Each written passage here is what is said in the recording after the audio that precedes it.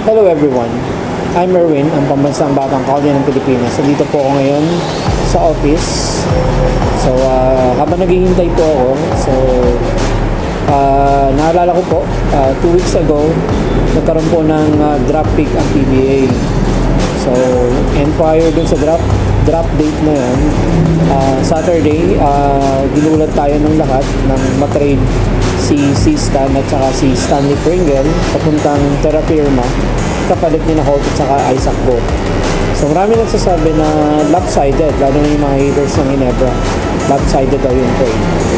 So pero sa kabilang banda, masasabi ko na fair naman yung trade. Kasi bakit? Kasi ang Terra Firma, puro bata yung player nila. Ang Ginebra, puro naman veteran sa mga player nila. So bakit naging fair trade? Kasi unang-una, ang isang ball club, mahihirapan siya mag-champion kung puro matatanda yung player. At kung puro naman bata, mahihirapan din. So it's a matter of combination. So it's a win-win situation for both teams. Bakit? Kasi yung dala next na experience ni na si Stan at saka ni Stanley Pringle, yun yung hindi matatawaran. Kasi kilala naman natin si Stanley Pringle, bumabalik na rin yung laro niya. Si Stan, sobrang palaban ni si Stan, sobrang lakas ng ilalim. Imagine mo na Chongson, tapos si Stan, tapos si Stanley. So magandang combination. Tapos yung na-draft nila si Mark Nonoy, so malakas din yung player niya. So sa kabilang banda naman sa Ginebra, magkakaroon sila ng rebuilding. So magkaroon ng sa guard position, medyo tumindi yung Ginebra kasi nakuha nila yung primary point guard, yung tinatawag ni Coach Yengyao na generational point guard na si RJ Abarrientos. So nasa dugo naman talaga. Tsaka isa pa, si RJ marami ng experience international, and at the same time napakataas ang basketball IQ ni RJ Abarrientos.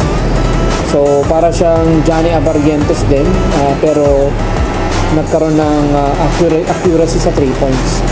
So yun nga, generational kasi sobrang galing na ni RJ Abarrientos. Isa pa, nag-rookie of the year siya sa Korean Basketball League yata yun, so I'm not mistaken.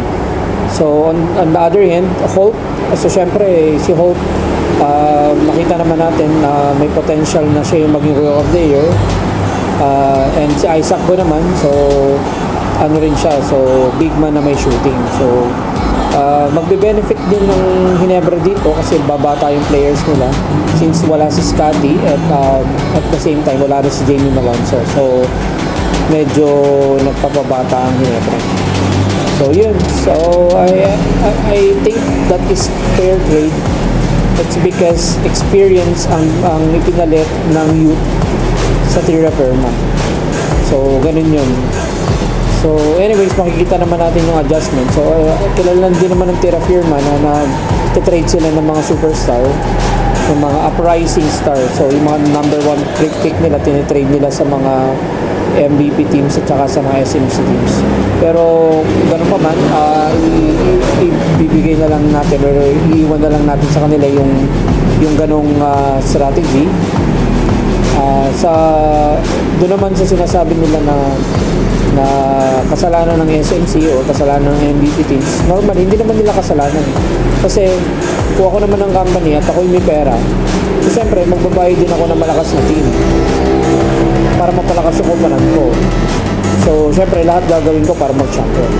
So yun. So kung meron mang dapat sisihin is yun yung mga yun yung commissioners, of course. Kasi kahit naman gaano ka lopsided yung trade, kahit gaano ka fair yung trade, kung hindi pa pirmahan or hindi approve ng commissioner, so baliwala. So hindi matutuloy. So yun, tsaka yung mga board of governors, so sila yung nag-uusap para sa mga rules and regulations, para sa mga trades. Tapos pagka na-confirm nila yung trade, na gusto nila yung trade ng bawat isa, ilalatag nila kay commissioner. So si commissioner na ang bahala kung i-approve niya o hindi. Pero of course may mga person din na kasama sa commissioner na nagsasuggest kung fair ba yan or lopsided. So Pero technically, walang kasalanan ng SMC or MVP company about that. So anyways, so yun lang for now. So that's only my opinion. So good luck sa mga haters ng Ginebra. So at the same time, napunta rin si RJ Barrientos at saka si Holt sa winningest coach ng PBA, which is sa Team Cone. And sobrang tested ang triangle offense ni Coach Tim. So yun, ano madadala nila? So maganda, lalo't naka-adapt sila sa triangle offense ni Coach Tim.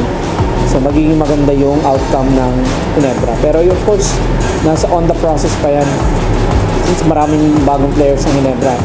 Nandyan din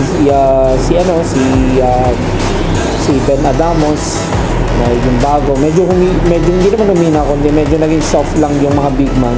Kasi more on, if compared to Stan Hardinger, so si Stan Hardinger kasi is more on banging bodies, so nakipagpalitan ng mukha sa kalaban. So sina Ben Adamos saka sina Isaac or more on outside. Siya yung mga European style ng big man na may shooting sa labas. So yun, yun yung mga gusto ni Coach Tim, yung mga sentro at saka yung mga forward na tumitira sa outside. Kasi pag nag-run ka ng triangle, so normally ball movement yan, movement ng tao at saka moving without a ball. So yun. So pag nabukas ka, so ikaw titira, parang yan. So anyways, I'm not an expert naman, pero yun ay opinion ko lang base sa panonood ko ng halos 3 decades na nanonood ako ng PBA. So that's all for now. Thank you so much and bye.